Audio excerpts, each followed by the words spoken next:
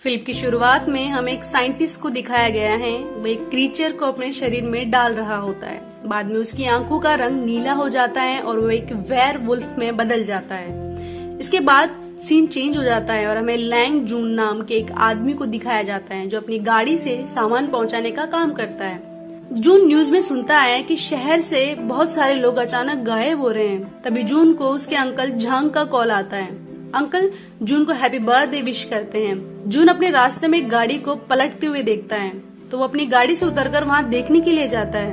वहाँ एक लड़का बेहोश पड़ा मिलता है। जून जैसे ही उसके पास जाता है तो वो क्रीचर जिसे हम स्टार्टिंग में देखा था बेहोश पड़े लड़के की बॉडी से निकलकर जून की बॉडी में आ जाता है और जून एक वेयर वुल्फ में बदल जाता है। तभी वहाँ सीक्रेट कमांडो की एक फोर्स आती है जिसे देखकर लग रहा था कि वो सब उसे पकड़ने के लिए आए हैं, लेकिन जून वेयर वुल्फ के रूप में बहुत ज्यादा ताकतवर हो गया था, इसलिए उन सबको मार देता है। लेकिन लास्ट में एक लेडी कमांडर जून को ग्रीन बुलेट से शूट कर देती है और वो वहाँ से भाग जाता है। इस बात से उस फोर्स का लीडर बहुत गुस्सा हो जाता है क्योंकि उसे काफी समय से किसी ऐसे व्यक्ति की तलाश है जो उस क्रीचर से खुद को कनेक्ट कर सके। दूसरी तरफ जून अब अपने घर जाता है तो वह कुछ अजीब बर्ताव करता है। वो बहुत सारा खाना खाता है और फिर उल्टियां भी करने लगता है। जून अब खुद को शीशे में देखता है तो उसे वुल्फ का रिफ्लेक्ट दिखाई देता है। फिर वो बेहोश होकर अपने बाथ टब में ही गिर जाता है। जून जब उठता है तो खुद में काफी बदलाव महसूस करता है। उसे बहुत दूर से ही सुनाई देने लगता है और वो खुद को स्ट्रॉन्ग भी फील कर रहा होता है। जून न्यूज में देखता है कि शहर में वैसे ही वुल्फ निशान मिले हैं जैसे 12 साल पहले मिले थे। अगली सुबह जून जब अपने काम पर जाता है तो कंपनी का मालिक उस पर काफी चिल्लाता है क्योंकि लास्ट नाइट उसने सामान से भरी गाड़ी को रोड पर ही छोड़ दिया था।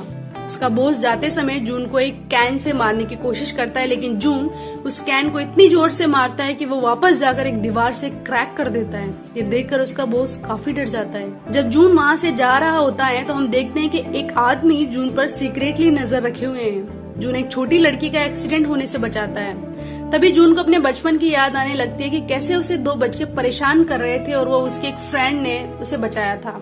जून को याद आता है कि आज उसकी फ्रेंड का बॉक्सिंग मैच है, इसलिए वो मैच देखने के लिए चला जाता है। वहाँ हम देखते हैं कि जून की दोस्त मैच तो जीत लेती है, लेकिन उसकी अपोनेंट उसे पैर से गिरा देती है, लेकिन जून उसे पकड़ लेता है। तभी उस जिम के मालिक का बेटा जून को फाइट के लिए चैलेंज करता है और जून मान जाता है।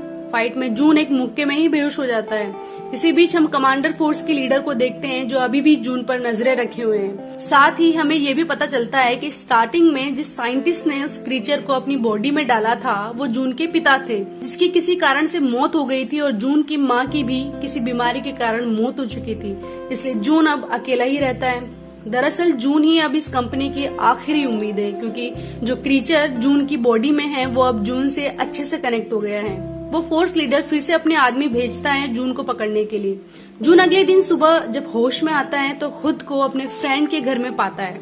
उसकी फ्रेंड जून से बोलती है कि मेरे मना करने पर भी तुमने फाइट के लिए हाँ क्यों किया। जून बता ही रहा था कि उसका ध्यान उसकी फ्रेंड के चेहरे पर लगी एक बैंडेज पर जाता है जिसे सेलुलिया नाम की किसी कंपनी ने बनाया। जून के पिता और वो लेडी कमांडर जो जून को पकड़ने आई थी दोनों ही इसी कंपनी के लिए काम करते थे। जून की दोस्त उसे एक फोटो दिखाकर अपने भाई के बारे में पूछती है क्योंकि उसका भाई भी अचानक गायब हो गया था। तो जून बोलता है कि इसे तो मैंने उसी कंपनी में देखा था। तभी जून को पकड़ने के लिए उसी कंपनी के लोग वहाँ आ जाते हैं। तो वे दोनों उनसे बचने के लिए उनकी ही कार के नीचे छिप जाते हैं और उनको ट्रैक करने के लिए अपना फोन भी उनकी कार में ही छिपा देते हैं। बाद में जून की दोस्त उससे पूछती है कि ये लोग यहाँ क्यों आए थे, तो जून उससे सब कुछ बता देता है। अब जून अपने अंकल झांग से मिलने जाता है तो लैब में देखता है कि वहाँ आग लगी है। तो जून अपने अंकल को आग से बचाने के बाद उस कंपनी के बारे में पूछता है, लेकिन उसका अंकल कहता है कि उसे इस बारे में कुछ नहीं पता।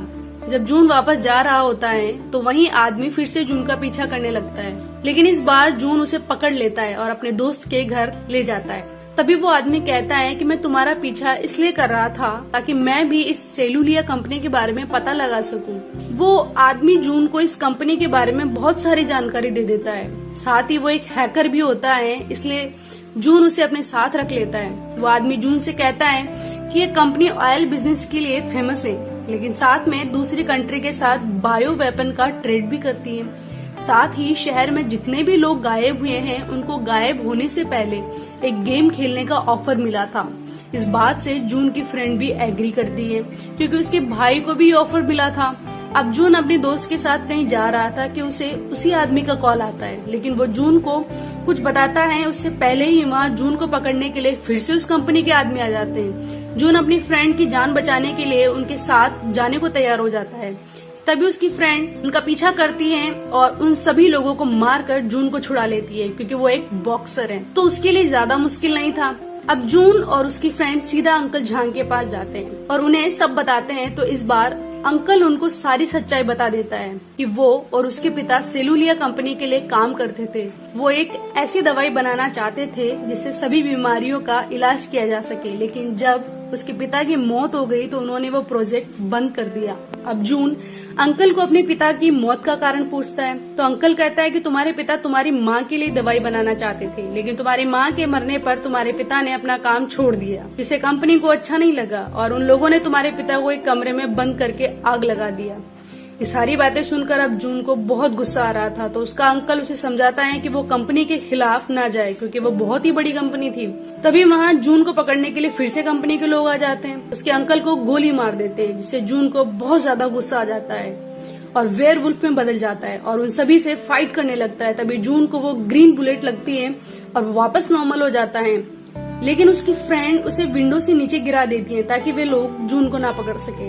नीचे जून को वो स्पाई वाला आदमी भी मिल जाता है और वो जून को समझाता है कि अभी हम कुछ नहीं कर सकते हैं, हम सभी इसके लिए तैयार नहीं है। वे लोग तब तक तुम्हारी फ्रेंड को कुछ नहीं करेंगे जब तक कि तुम उनके हाथ नहीं लग जाते। जून उस आदमी पर भरोसा कर लेता है और उसके साथ चला जाता है। जब जून अकेला बैठकर कुछ सोच रहा होता है तो उसके पास एक लॉकेट होता है जिसमें उसकी और उसके पिता की फोटो लगी थी। जून ये सब उस आदमी को दिखाता है तो वो उस जगह का पता लगा लेता है जहाँ उसके पिता की मौत हुई थी।